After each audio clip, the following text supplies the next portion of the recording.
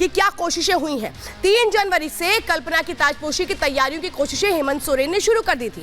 हेमंत सोरेन को परिवार में टूट का दर्द सता रहा था, क्योंकि ये कहा जा रहा था कि कल्पना सोरेन के नाम को लेकर सबकी सहमति नहीं है। शिबू सोरेन ने भी कल्पना पर उस वक्त आज से 20 दिन पहले तक हामी नहीं भरी थी। तो बड़ी भाभी जो विधायक हैं, उन्होंने भी, सीता सोरेन ने भी हामी नहीं भरी थी, उनसे भी बातचीत थे, हेमंत सोरेन कर रहे थे।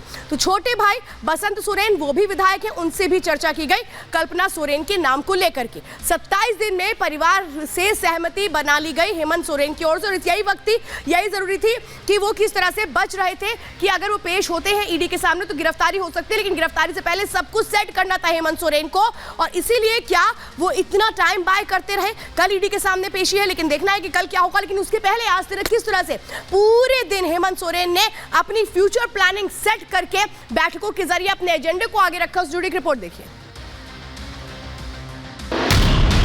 मीटर की परिधि में प्रवर्तन निदेशालय जोड़ना रांची के परिहाने से 100 मीटर की परिधि में यह धारा लागू की गई है।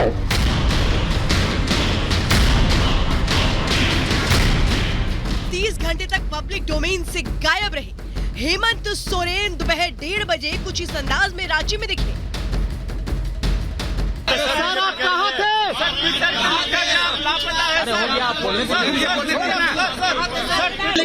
आपके दिल में थे, फिर क्या दिक्कत है? हेमंत सोरेन रांची पहुंचे तो जेएमएम नेताओं ने राहत की सांस ली और बीजेपी ने तीखी चुटकी। बीजेपी नेता बाबूलाल मरांडी ने लिखा कि 28 जनवरी को दिल्ली से पैदल भागे हेमंत सोरेन 40 घंटे बाद रांची पहुंचे तो लोगों ने राहत की सांस ली। केंद्रीय एजेंसियों से बचते बचाते, दौड़ते भागते, हांफते हांफते 1295 किलोमीटर दूरी गिरते पड़ते तय की। भागम भाग में कितने कष्ट उठाने पड़े होंगे। सोरेन दिल्ली जाने का सुझाव देने वाले लोगों को गरिया रहे होंगे। लगता है कि अब दिल्ली तो दूर की बात है, हेमंत सोरेन निकट भविष्य में झारखंड बॉर्डर तक हवाई मार्ग से ही जाने की गलती नहीं करेंगे। दरअसल 29 जनवरी की सुबह ईडी की टीम हेमंत सोरेन के दिल्ली आवास पर पहुंची तो वो नहीं मिले। तभी से सियासत में कयासों का बाजार गर्म था। इस भागम भाग को कुछ लोग हेमंत सोरेन की रणनीति का हिस्सा बता रहे थे तो बीजेपी गुमशुदा के पोस्टर लहराकर इनाम का ऐलान कर रही थी। सियासी गलियारों में बस एक ही सवाल था कि हेमंत सोरेन आखिर है कहां? ये सब कुछ रणनीति है जिसका खुलासा नहीं किया जा सकता। तानाशाहों से लड़ने के लिए एकजुट होकर एक पुख्ता रणनीति के तहत हम लोग आगे बढ़ रहे हैं। इंतजार कीजिए। ये मेरे लिए जो है वो बड़ी शर्मनाक घटना है कि हमारा मुख्यमंत्री जो है गायब हो जाए। लापता मुख्यमंत्री हम किसी राज्य का हो, इससे ज़्यादा दुर्भाग्यपूर्ण घटना नहीं हो सकती। और ये कांग्रेस के लिए, आरजेडी के लिए और जो सहयोगी पार्टी जो इंडी अलायंस है उसके लिए भी एक सोचनीय बात है कि जो एक ईडी के पूछताछ के डर से 48 घंटे से गायब हो जाए, उसके आधार पर वो कैसे अपना इंडी अलायंस चला सकते हैं। महात्मा गांधी की पुण्यतिथि पर श्रद्धांजलि अर्पित करने भी मंत्री आलमगीर आलम पहुंचे। मीडिया ने पूछा तो ये नहीं बताया कि चीफ मिनिस्टर कहां है, लेकिन ये जरूर कहा कि रांची में तो नहीं है। अगर रांची में सीएम साहब रहते तो निश्चित तौर पर उपस्थित होते। आज वो नहीं है, इसलिए हम आए। बीजेपी ने हेमंत सोरेन के गायब होने को मुद्दा बना लिया। भारतीय जनता युवा मोर्चा के कार्यकर्ता गुमशुदगी दर्ज कराने थाने पहुंच गए। कहने लगे सीएम साहब को खोज कर लाओ। यहाँ जनता बहुत परेशान है कि भाई यहाँ का जो हमारा सिस्टम है, जो कारोबार है, हमारे मुखिया हैं इस झारखंड के, वही गायब रहेंगे तो जनता परेशान रहेगी निश्चित रूप से। हम लोग इसी परेशानी के कारण हमारे मुख्यमंत्री जी को खोज के निकाले, इसके लिए प्रशासन से हम आग्रह करने आए हैं। बीजेपी नेताओं ने भी गुमशुदगी को सियासी तूल देना शुरू कर दिया। किसी ने संवैधानिक संकट बताकर राष्ट्रपति शासन की मांग की तो किसी ने भ्रष्टाचार के गोंद का जिक्र किया। पुलिस महकमा तो कोई उनको खोज नहीं कर पा रही है।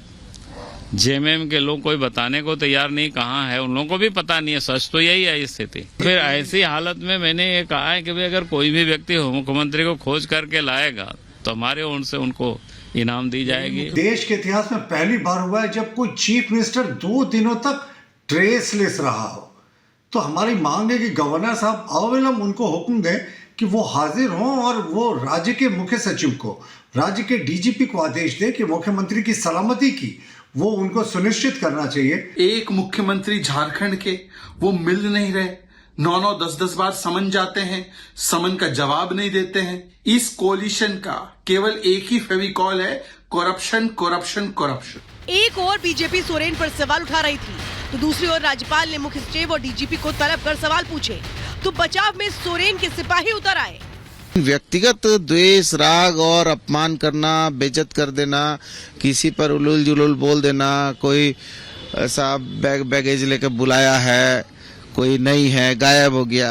अरे भाई, जब समय आएगा तब सारी चीजों का जवाब देंगे। हेमंत सोरेन न तो हिम्मत विश्व शर्मा है,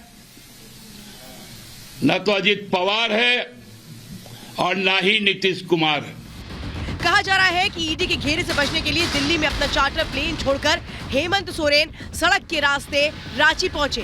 कहा जा रहा है कि पिछले 30 घंटे से गायब रहकर न केवल सोरेन ईडी के सवालों से बच रहे थे बल्कि अपनी रणनीति भी तैयार कर रहे थे। कल हेमंत सोरेन ईडी के सवालों का सामना करेंगे। Bureau report, Republic Bharat. और इस वक्त ज्यादा जानकारी देने के लिए सीधे हमारे साथ हमारे सहयोगी अनूप जुड़ चुके हैं। अनूप, ये बताइए, जिस तरह से अभी कश्मकश देखने को मिल रही है, ये माने आज रात तक एक नाम का ऐलान कर दिया जाएगा हेमंत सोरेन की ओर से? बिल्कुल, आज रात तक नाम का ऐलान हो जाएगा। बैठक शुरू हो गई, अपडेट आपको बता देता हूं।